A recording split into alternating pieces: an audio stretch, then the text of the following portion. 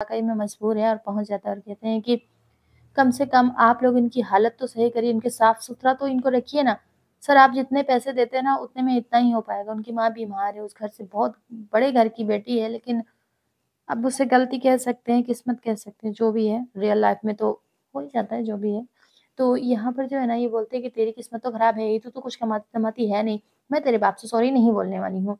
तो कहते हैं कि सॉरी तो बोलना पड़ेगा आपको, अगर आपने नहीं किया ना तो स्त्री पे मैं अभी पानी डाल दूँगी, क्योंकि उसी स्त्री से ही इनका घर चलता है। लेकिन आप ये भी देखेंगे कि बोलते हैं कि अरे भाई मुझे पैसों की ज़रूरत है, अपनी माँ के लिए पैसे कमाना चाहते हैं, लेकिन तरीका गलत हो जाता है। कहते हैं कि देखिए पापा आपने शुरू से मेरे लिए इतना कुछ किया है ना, तो मैं भी आपके लिए करूँ। किसी केस में उलझ जाते हैं। अब ये बोल देते हैं कि पैसे कमाने ही तो आया हूँ ना।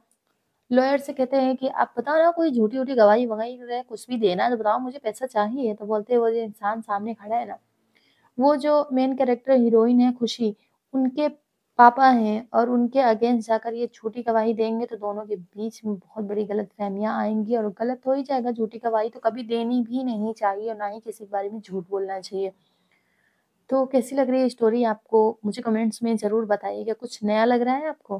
क्योंकि प्यार तो दोनों में है, पर तकरार तो ऐसे ही जारी रहेगी। अब 1, 2, 3 नहीं, कितनी फैमिलीज़ हैं इसमें, जो सब अलग-अलग दिमाग के हैं और अलग-अलग कहानी आपको देखने को मिलेगी। तो आपको रोज़ अपडेट मिलेगा। आ जाइए, सब्सक्राइब कर लीजिए।